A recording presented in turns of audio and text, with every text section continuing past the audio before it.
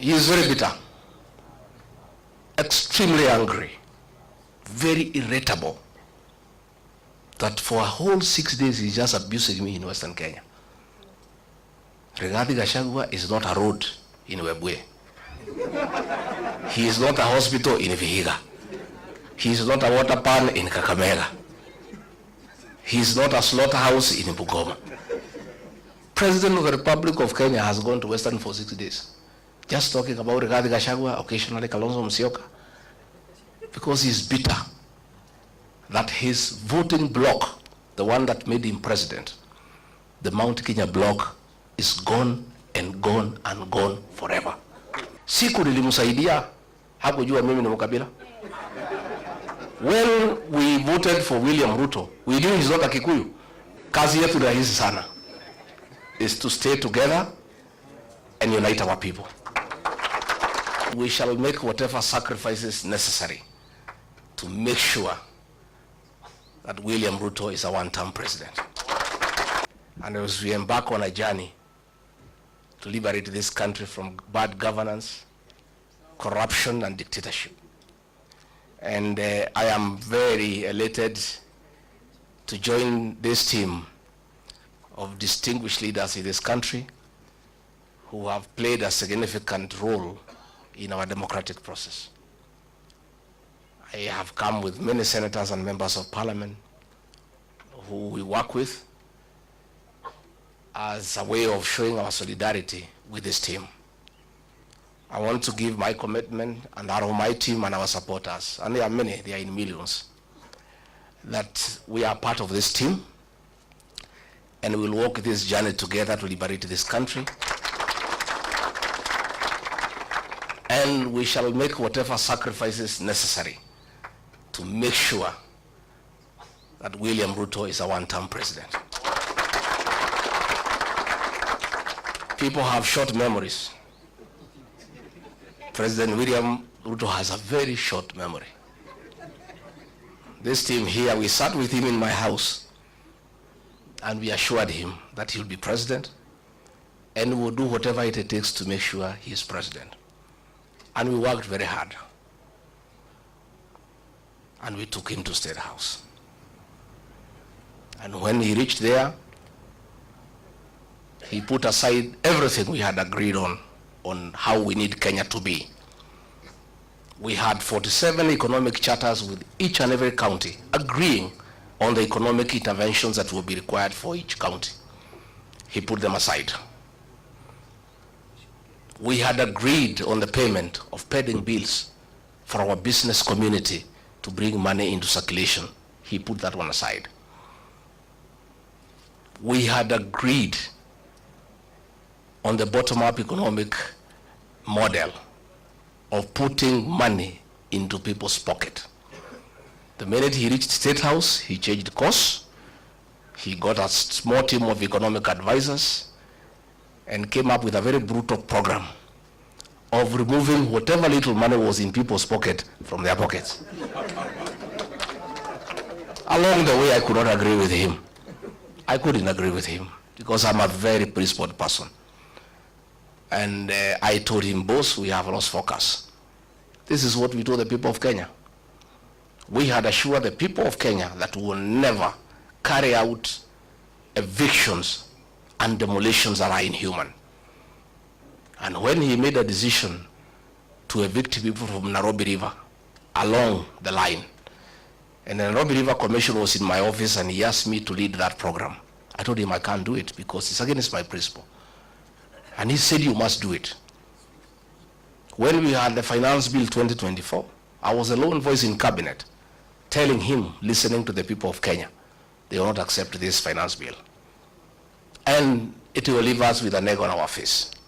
He became intolerant. He became dictatorial.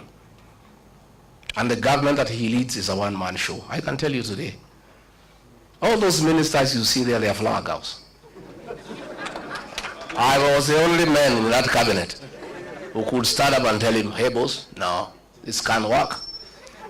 And that's why he needed me out, so that he can put a protege and other fellows just to say, yes sir, it's a praise and worship choir for the president.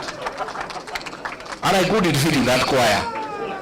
I couldn't fit in that choir. You know, and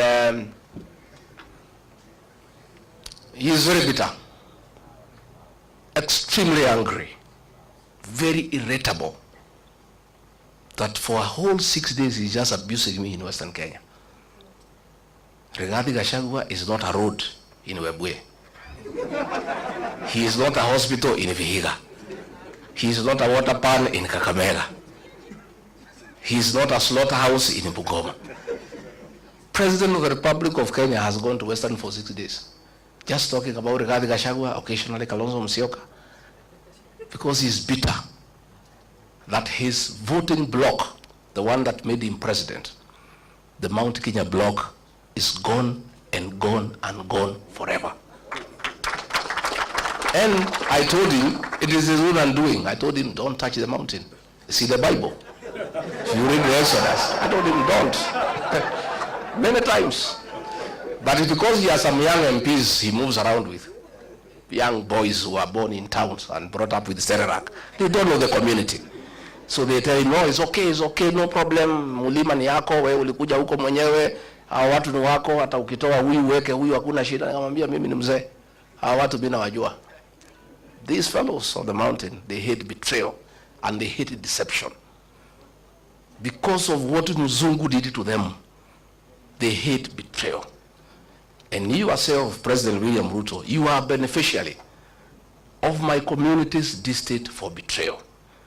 When they decided that Uhuru Kenyatta has betrayed you, they turned against Uhuru for betraying you in their view and voted for you.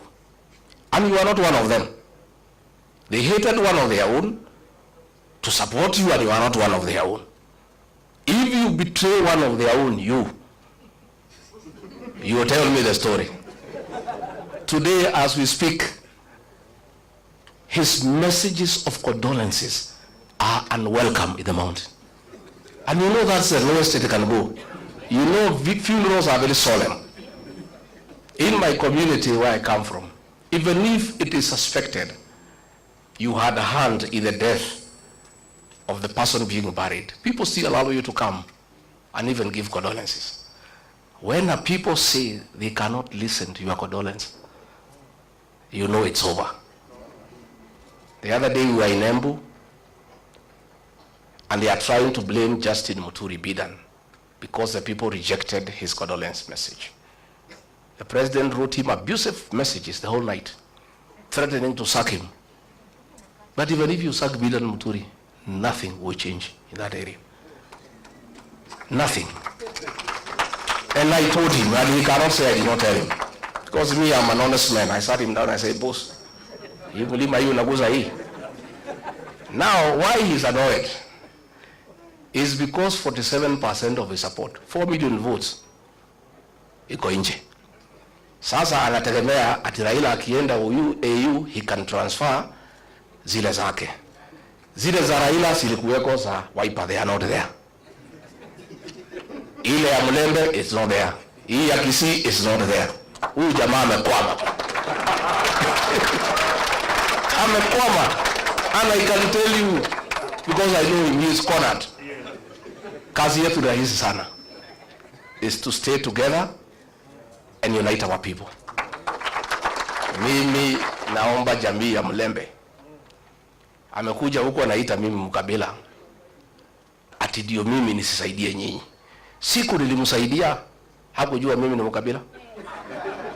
When we voted for William Ruto, we knew he's not a Kikuyu. 87% of my people voted for him. We knew he's not a Kikuyu. 13% voted for Raila Odinga. We knew he's not a Kikuyu. We had our own candidate called Wahiga Mwaura. We never voted for him because we are not tribal. Saa hii ameona tunashikana na watu ya Wiper. Ameona tunashikana na Mlembe Nation. Na hapo Mlembe Nation ndio naona amekwamia hapo. I think it's his last hope.